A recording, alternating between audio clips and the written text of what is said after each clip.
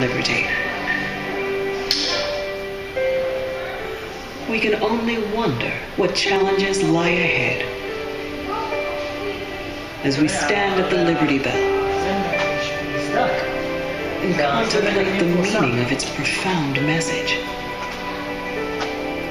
in our own lives.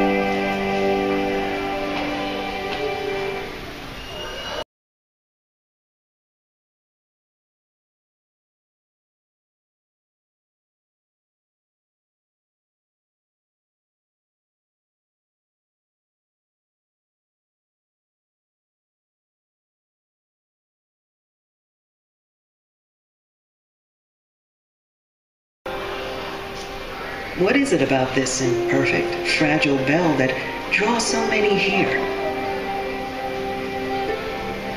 Why are you here?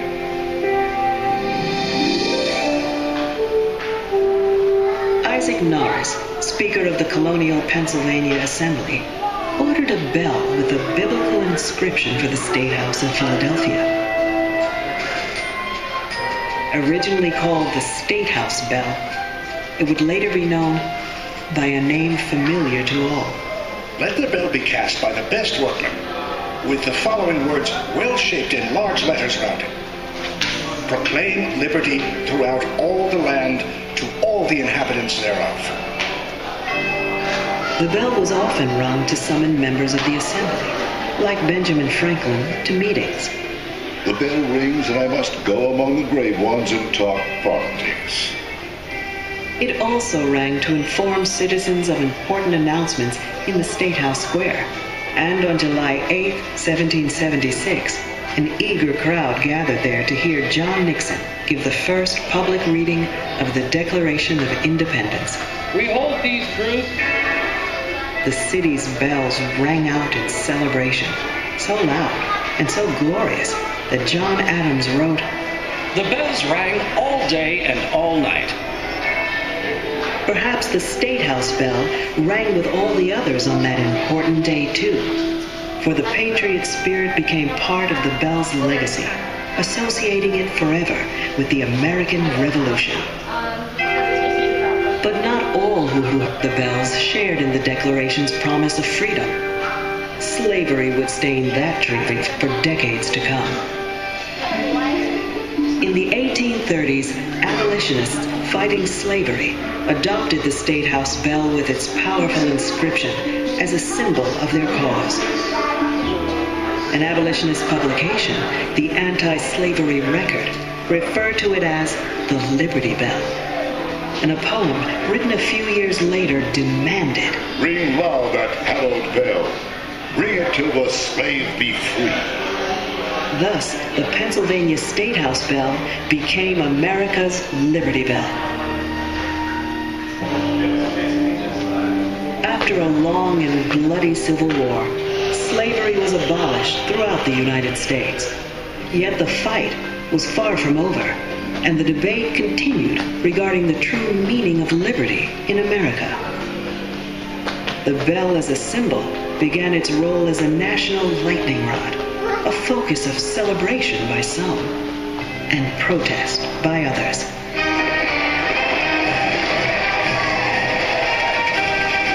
After the Civil War and into the 20th century, the Liberty Bell traveled the country by train, stopping at scores of cities and towns. Thousands of Americans came out to greet it. Business was altogether suspended. Clerks and customers rushed from the stores. The hats of the thousands came off as if by common impulse. There at the station, a farmer, his wife, and two babes in arms were waiting. The train stopped only a few minutes, but the infants were quickly handed up to the officers. "Please, let them touch it," said the father. "They may never get another chance in their lives." Willie Jones of the Boy Scouts tossed a note into the gondola car. "Dear old Liberty Bell, I haven't any money to go to the fair, so I hope I will get a glimpse of you this morning. Goodbye. Hope you get home safe." Although cracked and imperfect, the Liberty Bell soon became one of America's greatest symbols of liberty and freedom. It inspired suffragist Catherine Rauschenberger in her fight for equal rights for women, including the right to vote. In 1915, she built a new bell and called it the Women's Liberty Bell. The original Liberty Bell announced the creation of democracy. The Women's Liberty Bell will announce the completion of democracy. When World War I began, soldiers formed a human Liberty Bell to use its soaring popularity to help sell war bonds. Images of the bell began popping up throughout the nation.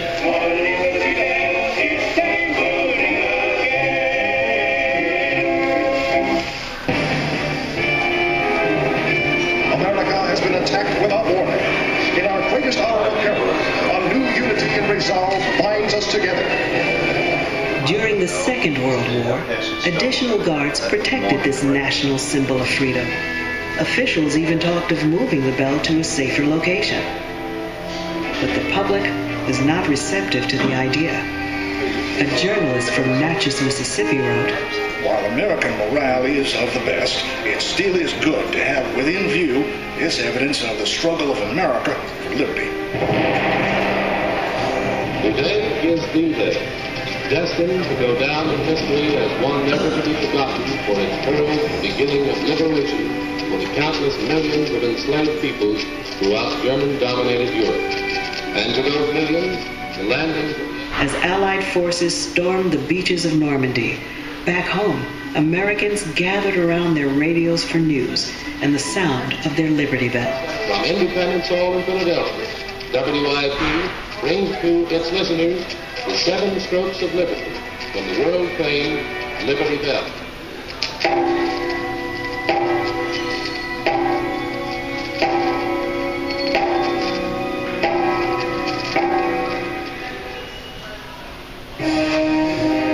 By the 1950s, people from around the world were visiting America's Liberty Bell.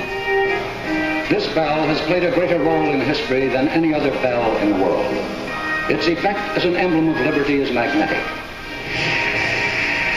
Grissom sits in the Capitol, awaiting his climb into the sky directly above Liberty Bell 7. The 1960s brought great expectations.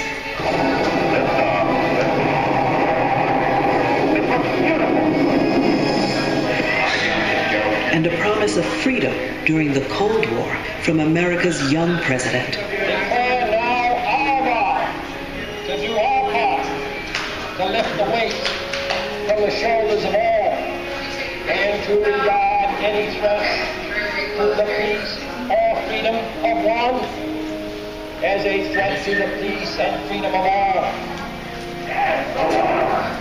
But the 60s also brought great unrest. While the Vietnam War raged overseas, the civil rights movement reached a boiling point back home. Student activists held sit-ins at the Liberty Bell.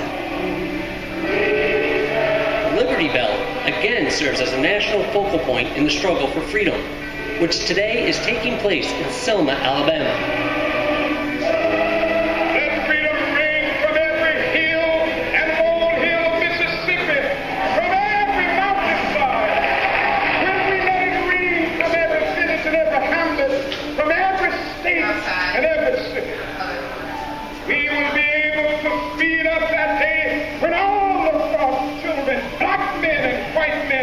Jews and Gentiles, Protestants and Catholics will be able to join hands and sing in the words of the old Negro spiritual.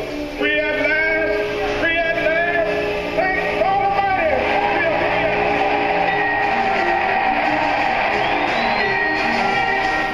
Throughout its history, the Liberty Bell has witnessed the creation of a nation and the end of slavery. It has rung out to mark extraordinary moments in world history, celebrating newfound freedoms for many, while serving as a reminder of those who continue to struggle for their own liberty. we can only wonder what challenges lie ahead. As we stand at the Liberty Bell and contemplate the meaning of its profound message in our own lives.